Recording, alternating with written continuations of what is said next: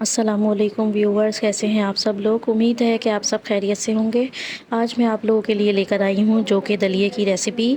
नाश्ते में आप इसको बनाकर खाएं या फिर आप इवनिंग में भी खा सकते हैं। बहुत मज़ेदार, बहुत फ़ायदेमंद और बहुत ही ताकतवर ये होता है।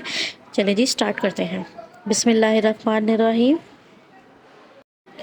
एक पॉट मैंने ले लिया है, उसके अंदर मैं 1 कप जौ का दलिया ले रही हूँ और ये पूरे घर के लिए काफ़ी होता है। ये इतना मैं बना रही हूँ, आप इससे कम भी बना सकते हैं। और अब इसमें इतना दूध मैं शामिल कर दूँगी जो आराम से बॉयल जिसमें ये हो जाए और पूरा गल भी जाए, ये क्योंकि काफ़ी टाइम लेता है। और अब इसमें उबाल आने का इंतज़ार करेंगे।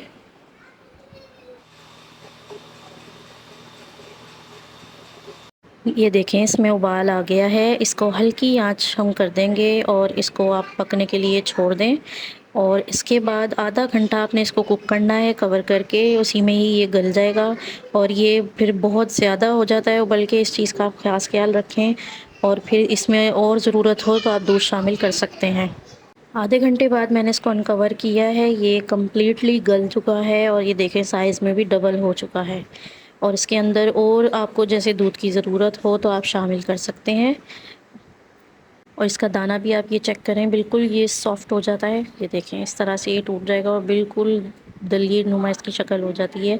अब इसके अंदर मैं हाफ़ कप चीनी शामिल कर रही हूँ या फिर आप हस्बे ज़ायक़ा भी शामिल कर सकते हैं। और इसके बाद इसको हल्की आंच पे कुक होने देंगे, अच्छी तरह से इसको डिज़ोल्व होने देंगे। और फिर इसके बाद इसके अंदर मैं 1 कप सूखा दूध शामिल कर रही हूँ। फुल फैट मिल्क पाउडर है ये। और इसके अंदर अच्छी तरह से इसको मिक्स कर लेना है कि ये बिल्कुल वेल कंबाइन हो जाए।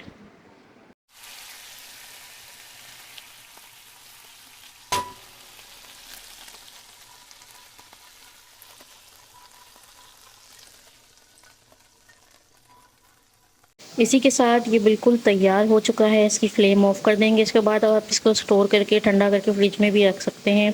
उसके बाद आप इसको रख के खा सकते हैं। नाश्ते में बहुत ही फ़ायदेमंद ये होता है। इसको आप डिश आउट कर लें, इसको आप सर्व करें, अपनी फैमिली को खिलाएं, अपने रिश्तेदारों को खिलाएं। बहुत मज़े का ये बनता है, बहुत फ़ायदेमंद होता है। और ये नाश्ते में भी बहुत फ़ायदेमंद होता है। जैसे कि आप इसको खाएँगे, इस रेसिपी को आप ज़रूर ट्राई कीजिएगा।